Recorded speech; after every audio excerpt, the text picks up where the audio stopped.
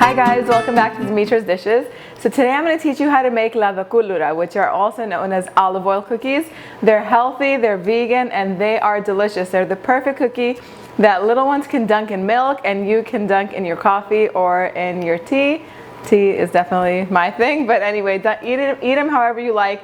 Just make sure that you make them. The ingredients are really simple, so you're going to want to make sure that you use the highest quality ingredients that you can get. I try to use organic because it is a really healthy cookie, as you will see. It's completely vegan. There's no egg or dairy or anything like that in it. You don't need a stand mixer or even a hand mixer. This all completely comes together by hand, as you will see. Let's go over the ingredients and then we're going to start making these. Alright, so in my bowl over here I have some all-purpose flour, a little bit of salt, some oranges that I've already began zesting. I'm going to zest some more.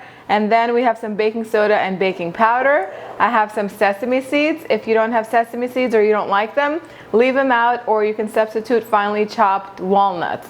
Then I have some cinnamon and clove powder, a little bit of water, oranges because we're going to use the zest and the juice in this, lots and lots of really good olive oil. And then we have vanilla extract, of course, pure, and then some sugar. Now let's get to putting these all together. So I'm going to continue zesting my orange. I have two oranges zested in here total. So I've already done one, and the recipe calls for one more. But you can totally use lemon if you like to in this recipe. Any citrus works. I just love the combination of cinnamon and orange, especially this time of year. And then I'm going to juice these two oranges because we're going to need about 3/4 of a cup.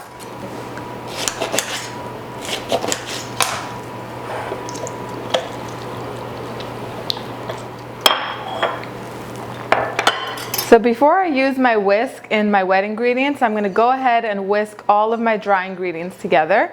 That way I don't have to dirty anything else. You could also sift these if you have a sifter. Just do that right before you add the orange zest.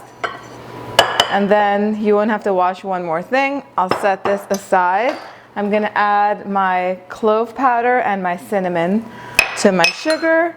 Then I'll add my orange juice, about 3/4 of a cup. And I'll put a little bit of water in there just so that we can have a whole cup. Perfect. And then 1.5 cups of olive oil.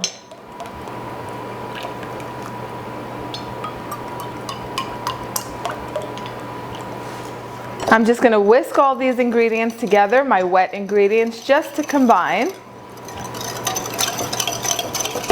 And then last ingredient, which I forgot, is a little bit of vanilla extract, about 1 teaspoon, just to add that sweetness and that nice warm vanilla flavor. And then I'm going to add my flour a little bit at a time until we can whisk it. And then I'm just going to finish it off by kneading it by hand. Okay, so once the batter starts to get a little bit thick, you can switch to using your hands. And you're just going to kind of crumble the flour in so that way it disperses evenly and blends with the wet ingredients. And it's going to look like it's really loose and thin and like you're going to feel the urge to add more flour, but trust me, don't, because as it sits, it's going to thicken, everything's going to absorb and come together, and that's exactly how you want it to look. So now I'm just going to set it aside for a few minutes so it can set, and then we're going to form our cookies. Alright, so at this point you could do two things. You could use the sesame seeds and put them in a bowl and just roll each cookie in there. Or what I like to do is just put them in. That's how my cousin did it in Greece, which is where I had them this summer. Oh my God, they were so good. So I'm just going to mix the sesame seeds in. And then I'm going to form these into little balls, the size almost like of a walnut. This makes about 45 cookies, a lot of cookies for this much dough. And then we're going to place them on baking sheets lined with parchment paper. So you just want to make rounds first, and this is great if you have kids over or your friends are over and everyone wants to get together and make these. These can be made in no time. And you don't need any flour on your work surface. Just keep forming these round balls. Okay, so once you make the rounds, you want to make sure that you have 3 baking trays lined with parchment paper. or maybe more if you're using smaller ones, and that your oven is preheated to 350 degrees Fahrenheit. And what we're gonna do, I'm gonna show the next one because this one I kind of rolled in my hand while I was talking. You just roll it in your hand or on the counter, whatever's easier, into kind of like a log, just like that. And then you put it on your baking tray, leaving some room because they're gonna spread and then they're gonna puff up a little bit in the oven. And at this point, if you didn't want to put the sesame seeds inside, once you make the shape of the log, then you could have had a tray with sesame seeds in there, and you could have just rolled your cookie in there and put it on the sheet, and that would have made them coated with sesame seeds on the outside. They do it both ways in Greece. My cousin made them this way when I went, and I really enjoyed them, and I feel like it's much easier too. So this is the way I'm making them. You can make them as big or as small as you like. And they're gonna be oily. Once you're working with these, you're gonna see that they're gonna be kind of slippery and oily, but they are easy to work with.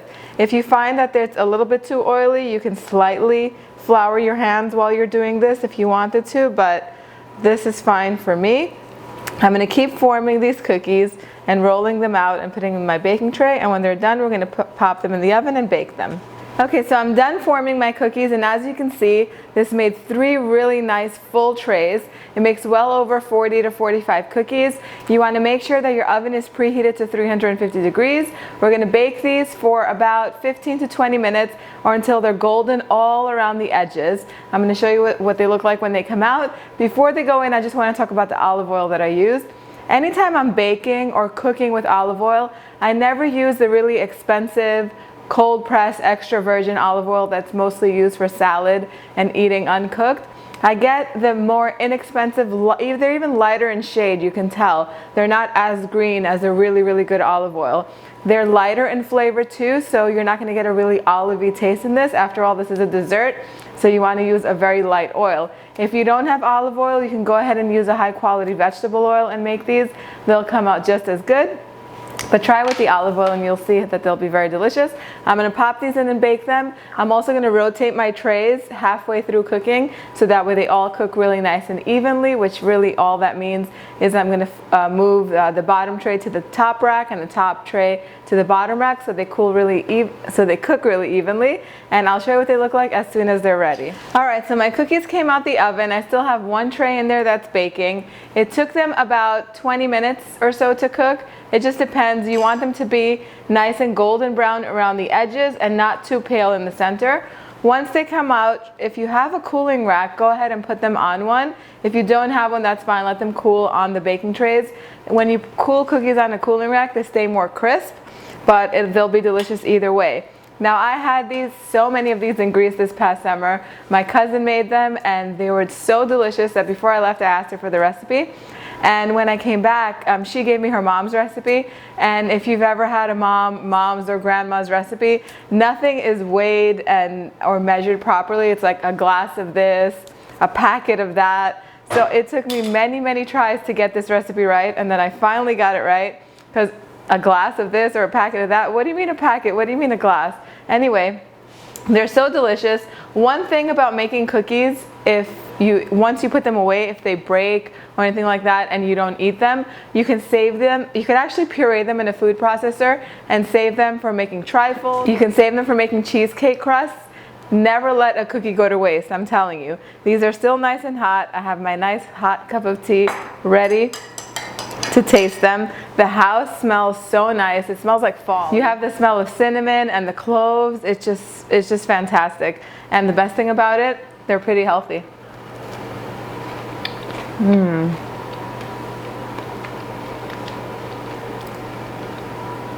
The warmth of the cinnamon just makes these so much more fabulous than they already are.